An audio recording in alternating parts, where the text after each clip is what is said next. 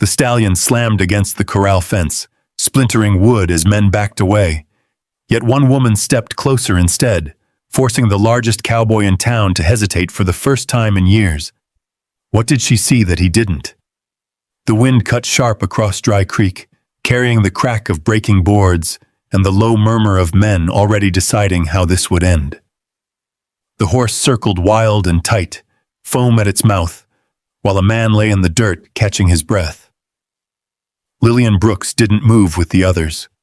She stood still, eyes fixed on the animal, not the chaos around it. Near the rail, Rhett Calloway pushed himself upright, jaw set, watching her instead of the horse. Something in his stance shifted, just enough to matter. And for a moment, the whole yard seemed to wait on a choice no one else understood.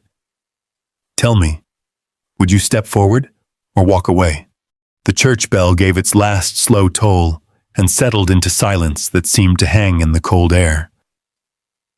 Folks stepped out in twos and threes, boots scraping against the stone, breath drifting white in front of their faces. Someone laughed too loud, then softer, remembering where they were.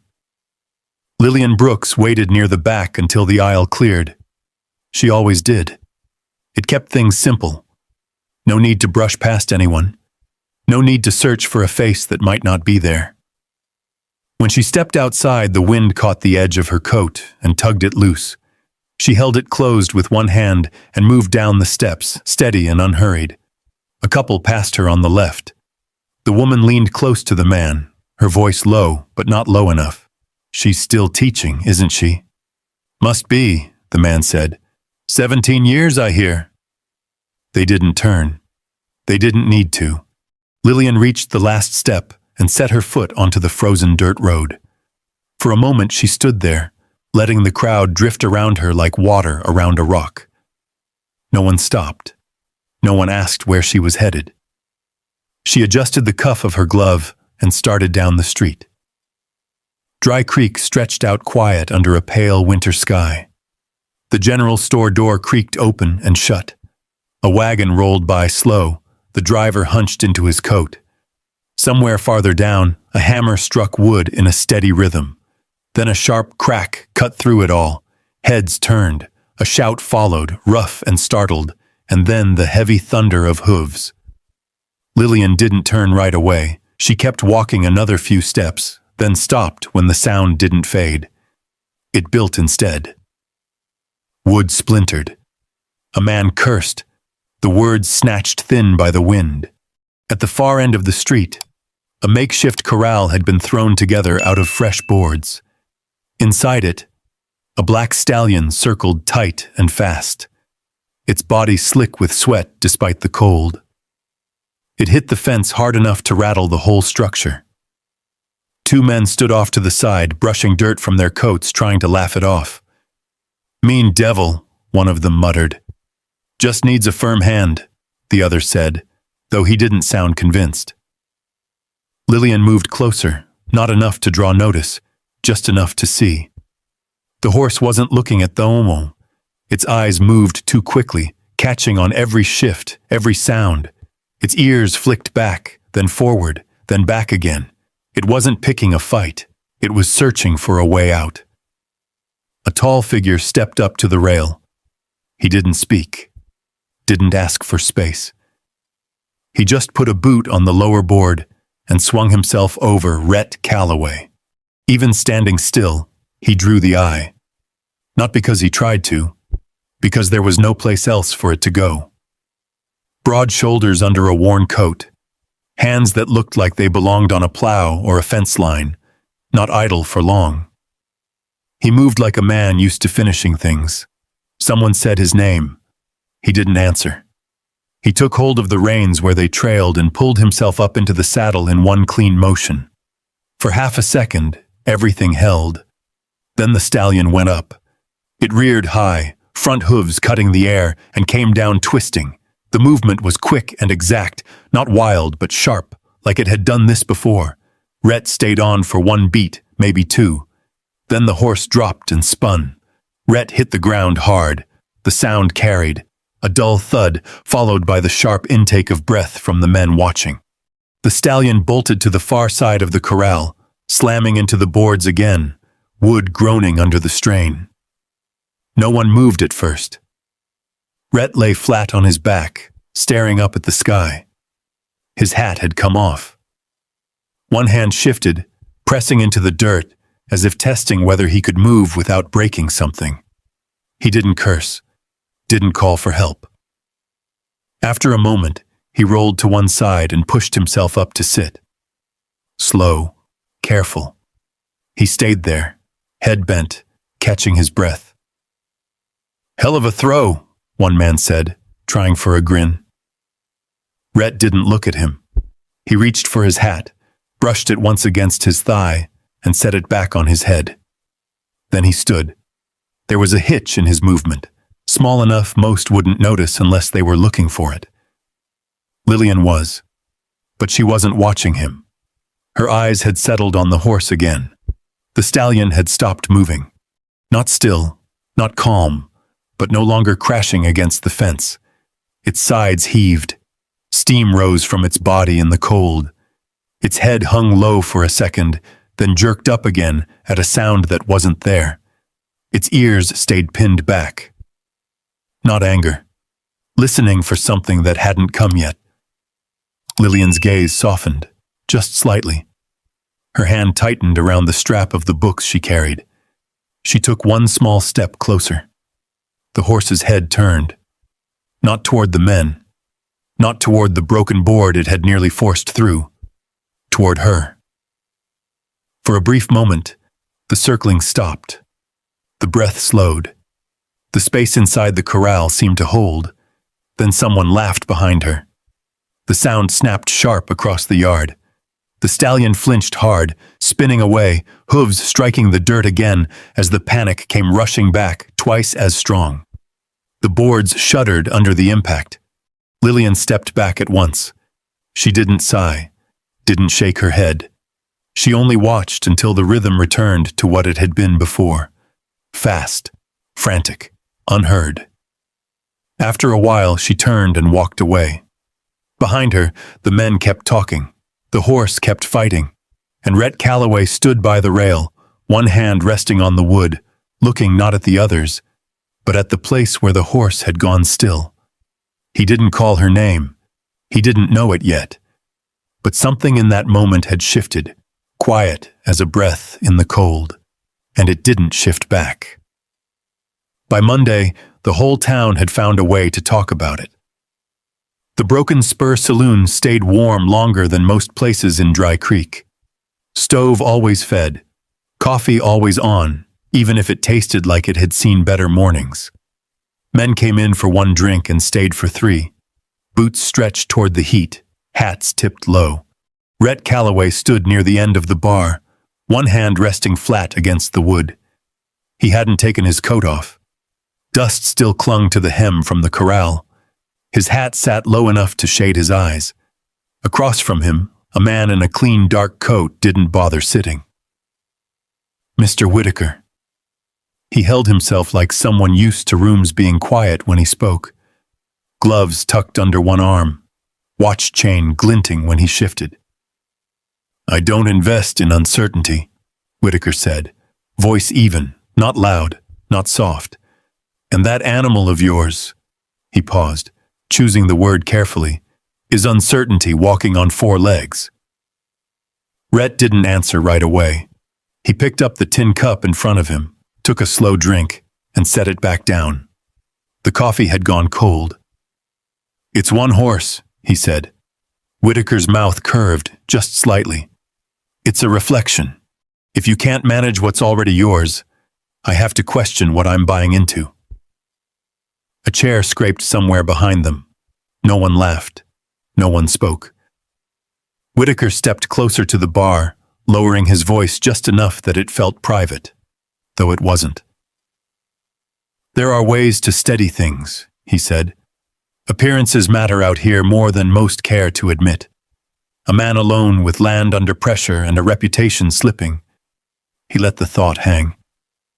Rhett's fingers curled once against the wood, then stilled. "You suggesting something?" he asked. I'm suggesting, Whitaker said, that order is often mistaken for strength, and people are more comfortable investing in order. Someone farther down the bar spoke up, not part of the conversation, but close enough to be heard. Could marry? The man said, casual, like it had just come to him. Settle things down. A few heads turned. Not many. Plenty of women in town, another added. One's folks respect. There was a pause. Then, like a stone dropped in shallow water, a name surfaced. That schoolteacher, someone said. Miss Brooks, steady sort. Safe, another voice agreed. Rhett didn't move, didn't turn. His hand stayed where it was, flat on the bar, as if holding something in place that no one else could see. Whitaker glanced at him, measuring. It would send a message, he said. Rhett reached for the cup again. This time he didn't drink. He just held it there a second, then set it back down harder than before. No, he said. Not loud, not sharp, just final. The room shifted, almost too small to notice. Whitaker watched him a moment longer, then gave a small nod, as if filing something away. I'll be in town through the week, he said. I'd like to see progress. He turned and left without waiting for an answer. The door opened. Cold air cut through the room. Then it shut again. The stove crackled. Rhett stayed where he was a while longer. Long enough for the conversation to move on without him. Long enough for someone to laugh again about something else. When he finally stepped away, he left the coffee untouched. The schoolhouse sat at the edge of town, where the road thinned and the wind had more room to speak. By afternoon, the sun had come out, pale and low. Snow clung in patches along the fence line. A chalkboard leaned against the far wall inside, faint lines from the morning's lesson still visible. Lillian Brooks stood at her desk, stacking slates into a neat pile. The last of the children had gone 15 minutes earlier. Their footsteps still echoed faint in the quiet. She checked the window latch, then the stove, pressing the iron door closed with the side of her boot. A shadow fell across the doorway. She didn't turn right away. The door creaked open behind her, boots on wood, slow, measured. I saw you watching that horse. His voice carried the same way he did. Not forced, not asking for attention. It simply arrived and stayed. Lillian set the last slate down before she turned. Rhett Calloway filled the doorway without trying to. The light behind him cut his outline sharp. Up close, the line of his jaw showed a faint bruise. His coat was still dusted at the edges. He hadn't bothered to clean it. She met his eyes once, then moved past him to close the door. The latch clicked into place. For a moment, neither of them spoke. You saw something, he said. It wasn't a question. Lillian crossed the room, picked up a piece of chalk, then set it back down again without using it. I saw a lot of things, she said. Rhett waited. She rested her hands lightly on the edge of the desk. You don't need help, she said. He didn't move. You need to stop making it worse. The words settled between them. Not harsh, not soft, just placed there, like something that had weight.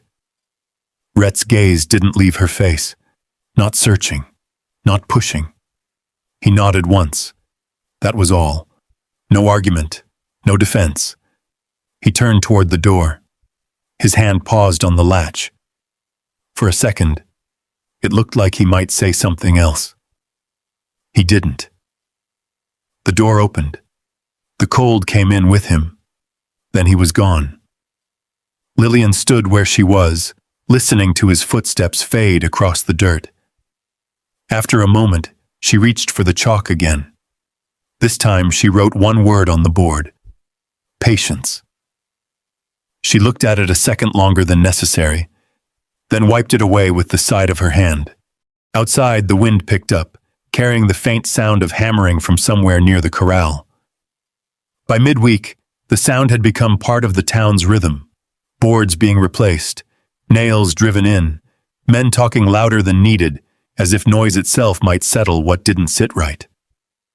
Lillian heard it each afternoon as she dismissed her students. The children ran ahead, boots kicking up dust where the snow had thinned.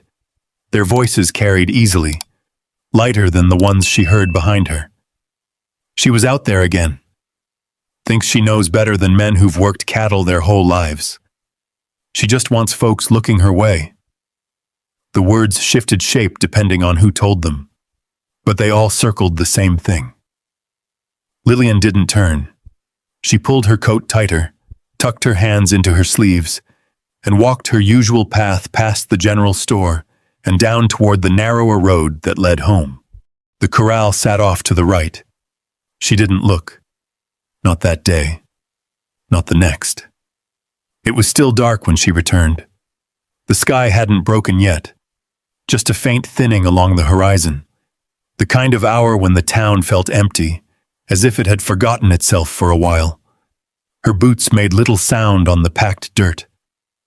Frost clung to the rails. The world held its breath. The stallion heard her first. It stopped pacing. Not fully. Not calm. But enough that the difference could be felt before it was seen. Rhett stood inside the corral, one hand resting on the rail. He hadn't expected anyone. That much showed in the way he straightened, not fast, just enough to take notice. He didn't speak. Neither did she. Lillian stopped just outside the fence, close enough for the horse to see her, far enough not to press it. For a while, nothing moved. Then she said, quiet as the morning itself, "No one else is here?" Rhett shook his head once. She nodded.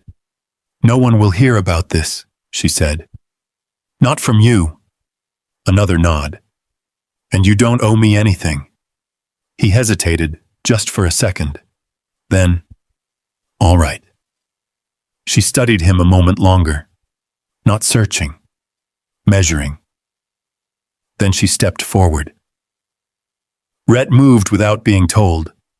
He unlatched the gate and stepped back, leaving space where she could take it or leave it.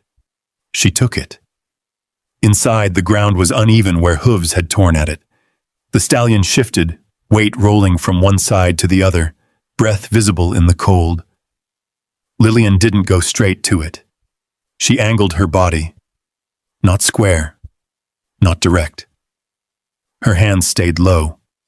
Empty. She didn't speak right away. The horse watched her, ears flicking, eyes sharp. She took one step, then stopped. Another. The distance between them held. Behind her, Rhett stayed near the gate.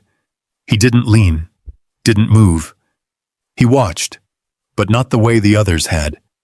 Not trying to see something happen, just waiting. The stallion's head lifted, then lowered a fraction. Its breathing shifted, not slow, but less jagged. Lillian adjusted her stance, turning slightly away, giving it a line it could follow if it chose to.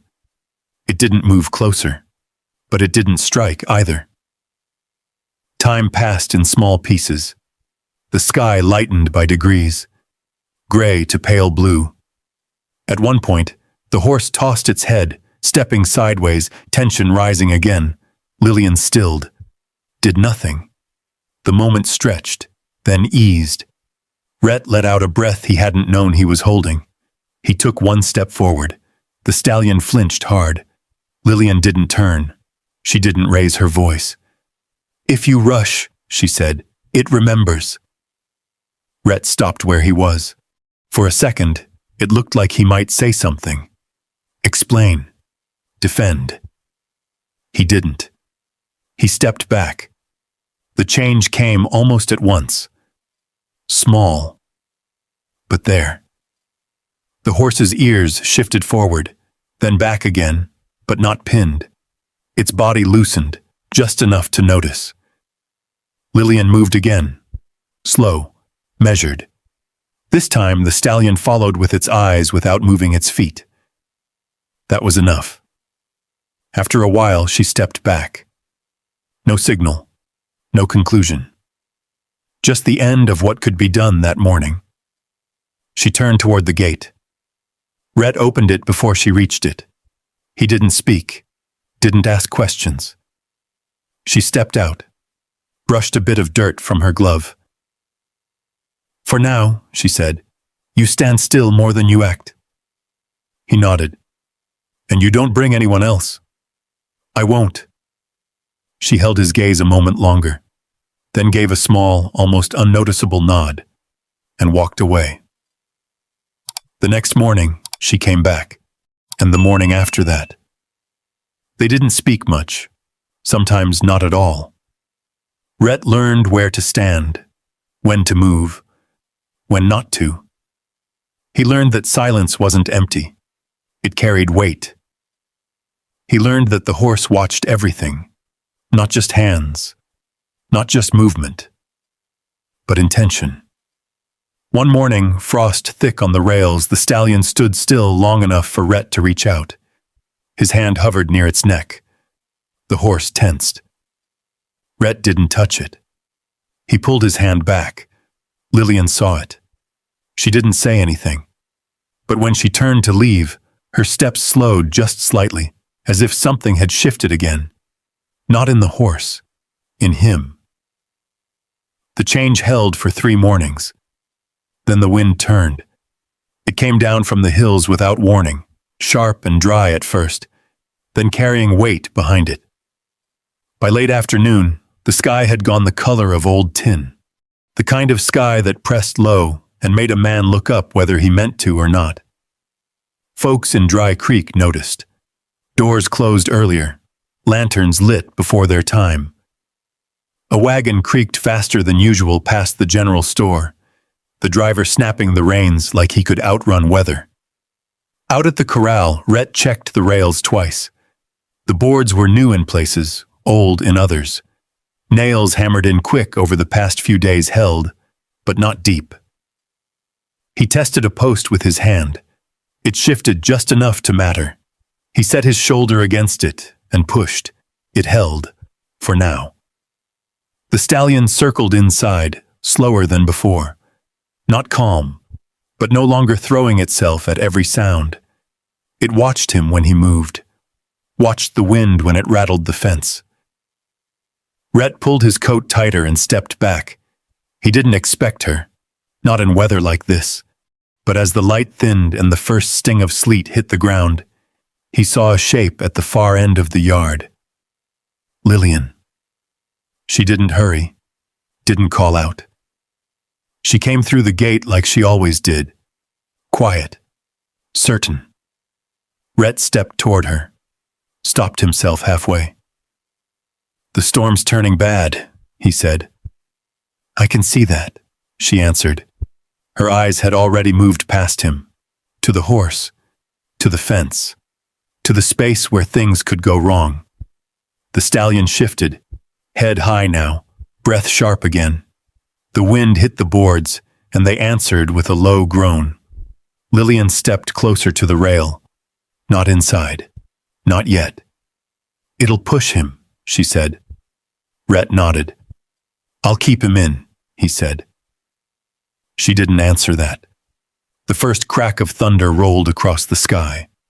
The horse went up at once. Not full rear, but enough. Enough to bring the old fear back to the surface. Enough to set the rest of the animals in the yard moving, restless, pulling at their toes. The wind rose hard behind it. One of the backboards gave with a sharp snap. Rhett was already moving. He crossed the yard in 3 strides, catching the loose rail before it fell away completely. The stallion lunged toward the gap, hooves striking dirt, body driving forward. Rhett grabbed for the halter line. For a second, he had it. Then the horse pulled, hard. The force yanked him forward, boots sliding in the mud as the sleet turned to rain. He tried to plant his weight, tried to turn the motion, but the ground gave under him. He went down on one knee, then both. The line burned through his grip, slick with water. The stallion surged again, panic breaking loose in full. The rest of the horses picked it up. The yard filled with motion, sound, hooves striking wood, wood answering back. Somewhere behind them, a door opened. Voices carried, then stopped short at the sight. No one stepped in. Rhett pushed himself up, one arm tight against his side now. He caught the line again, shorter this time. "Easy," he said, though the word barely held shape in the wind. The horse didn't hear it, didn't know how. It lunged again.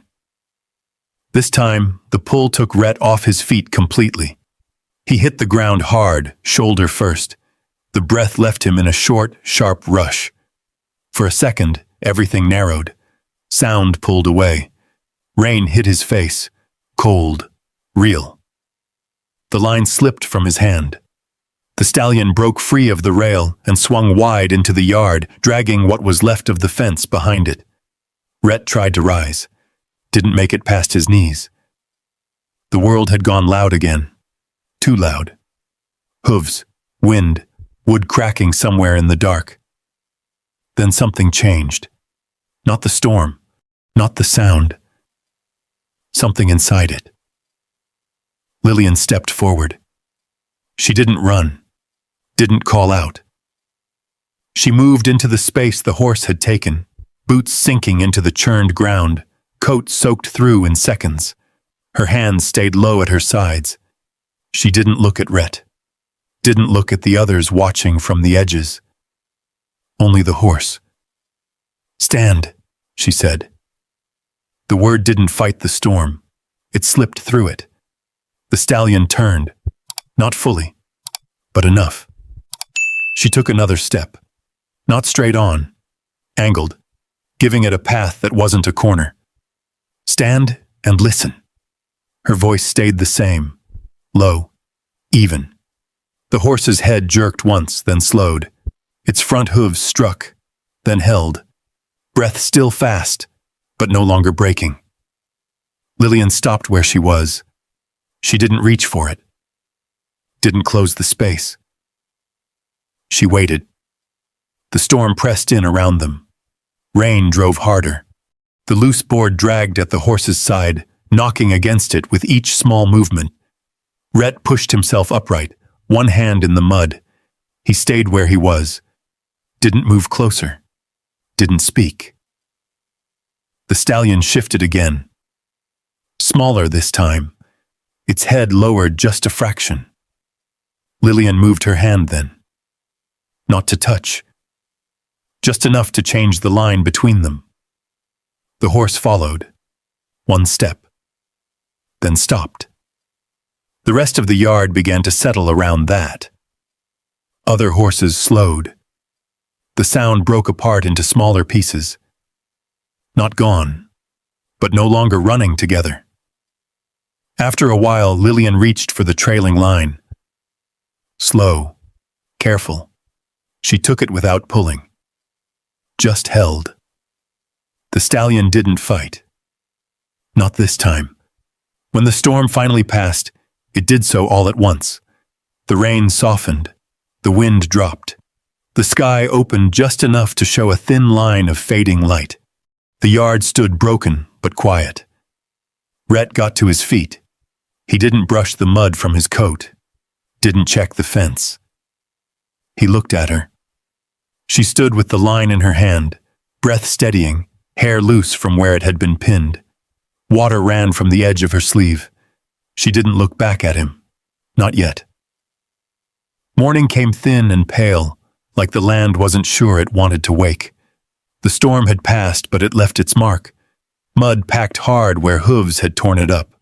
One side of the corral leaned just enough to show it wouldn't hold another night like that.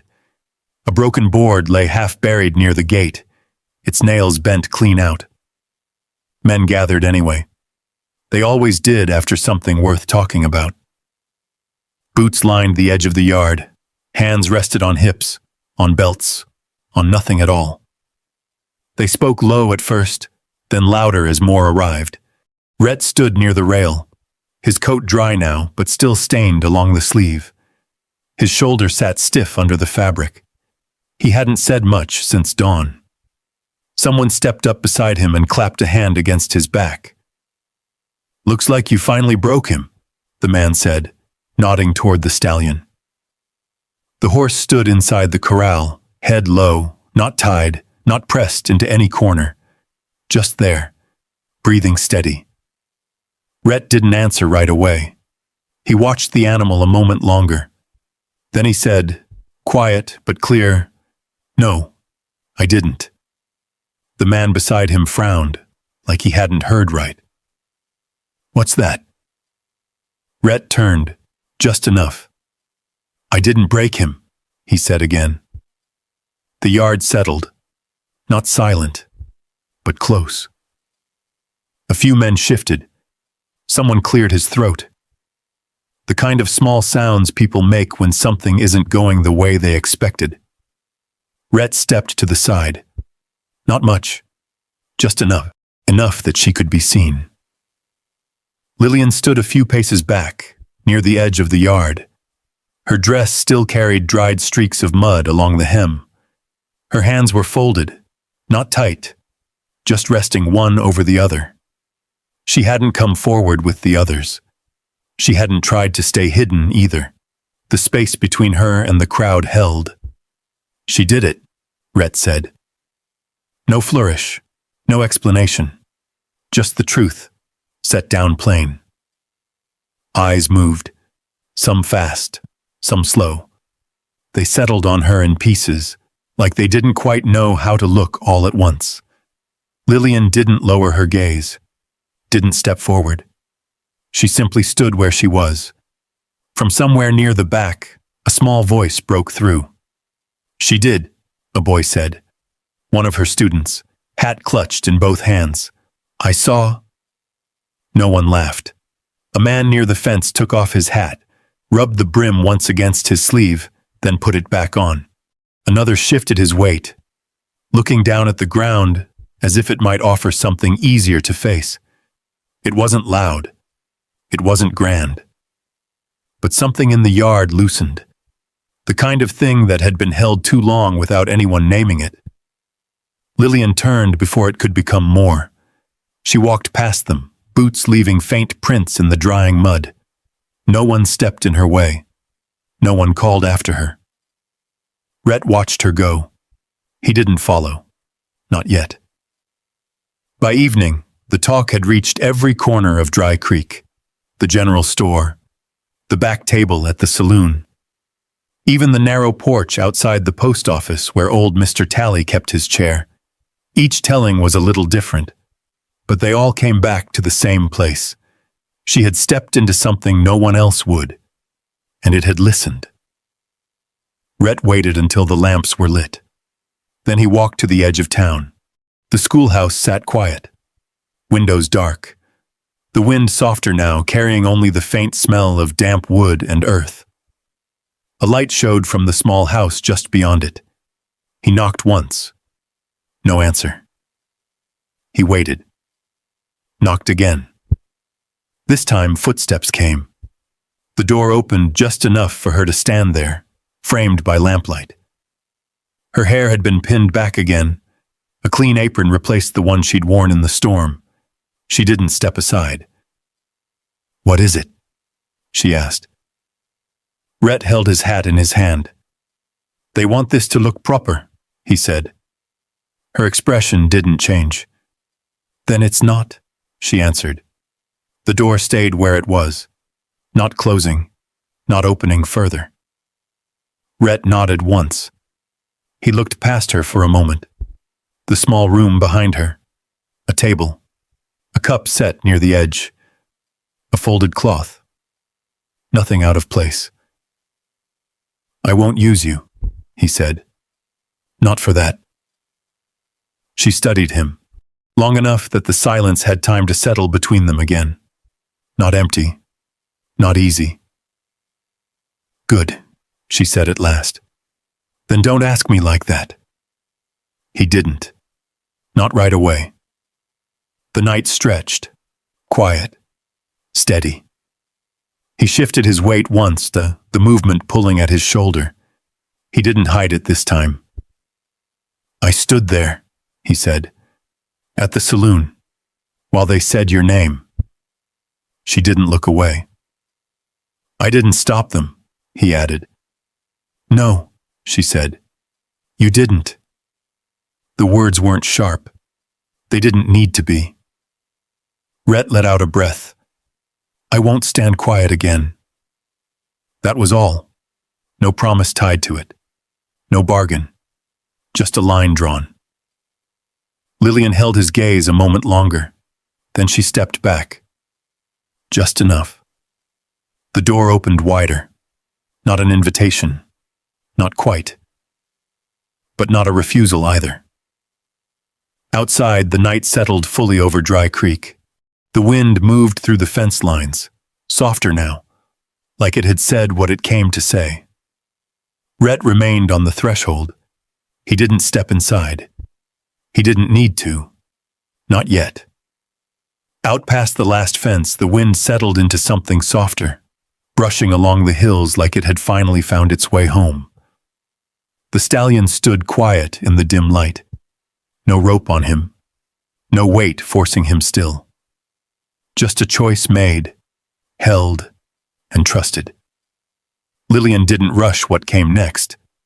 Neither did Rhett. Some things, once earned, don't need to be claimed out loud. He had land to mend, fences to set right. A future that could have slipped through his hands if he'd kept trying to force it into shape. And she had a life she had built piece by piece without asking anyone to make room for her. What stood between them now wasn't need. It was understanding. And that kind of thing don't come from being chosen. It comes from standing your ground long enough for someone to meet you there. Maybe that's what matters most in the end. Not who comes to save you, but who learns to stand beside you without asking you to be less than you are. So if you've ever been the one no one waited for, or the one who stayed quiet when it mattered, ask yourself this. When the moment comes, will you choose what's easy or what's right? And if this story stayed with you a little longer than you expected, there are more like it waiting. Stories about quiet strength, second chances, and the kind of love that takes its time finding its way.